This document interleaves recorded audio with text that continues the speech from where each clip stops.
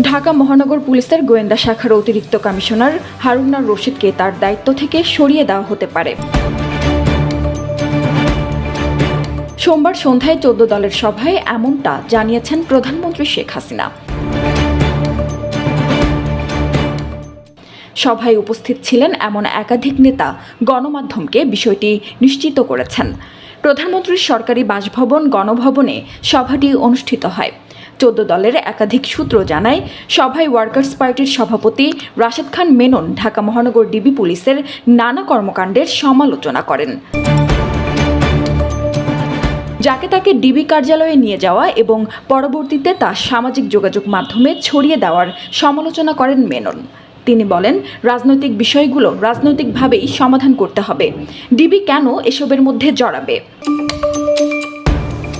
এ সময়ে আওয়ামী লীগ সভাপতি ও প্রধানমন্ত্রী শেখ হাসিনাও হারুন আর রশিদের ওপরে ক্ষোভ জানান।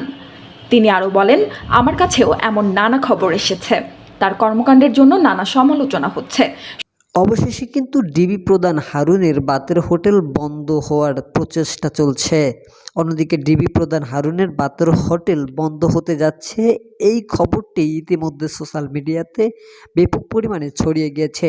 ডিবি প্রধান হারুন সাম্প্রতিক সময়ে সবচেয়ে আলোচনাতে রয়েছেন। কেন আলোচনাতে রয়েছেন? বৈষম্য বিরোধী ছাত্র আন্দোলন, যারা কোটা বিরোধী আন্দোলন করেছেন, তাদের যেই লিডাররা রয়েছে বা তাদের যেই মূল মন্ত্র রয়েছে, তাদেরকে ডিবি কার্যালয়ে নেওয়া হয়েছে। ডিবি কার্যালয়ে শুধু নেওয়া হয়নি, ডিবি কার্যালয়ে নিয়ে তাদেরকে যেই খাবার দাবার খাওয়িয়েছেন সেটাকে ছবি তুলে ফেসবুকে পোস্ট বা সোশ্যাল মিডিয়াতে ছাড়ার পরপরই যখন আলোচনার কেন্দ্রবিন্দুতে বর্তমানে ডিবি প্রধান। অন্যদিকে হারুন কিন্তু এর আগেও এরকম ভাতের হোটেল বা ভাত খাওয়িয়েছেন বা এমন খাবার দাবার খাওয়িয়েছেন আসামিদেরকে। এরকম রেকর্ড তার বিভিন্ন সময় জনমতে বা সোশ্যাল মিডিয়ার মাধ্যমে দেখা গিয়েছে।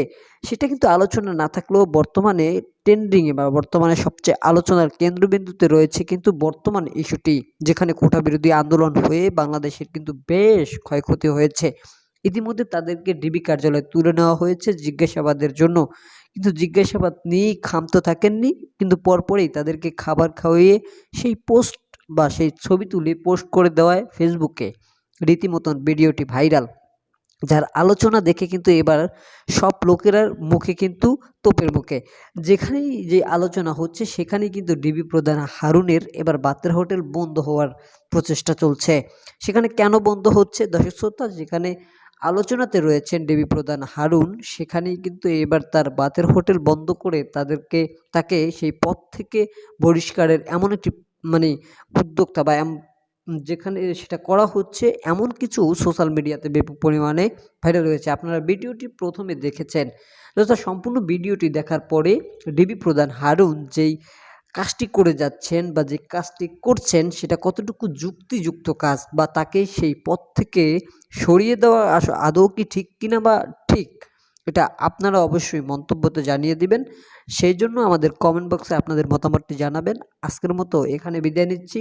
ডিবি প্রধান হারুনের কার্যকলাপ বা ডিবি প্রধান হারুনের কার্যকলাপ আসলেও কি আদৌ ভালো ছিল না খারাপ ছিল, সেটি অবশ্যই কমেন্ট বক্সে জানিয়ে যাবেন। আজকের মতো এখানে বিদায় নিচ্ছি। দেখা হবে এরকম পরবর্তী যে কোনো আপডেট নিউজ নিয়ে। যতদিন সুস্থ থাকবেন। আল্লাহ হাফেজ।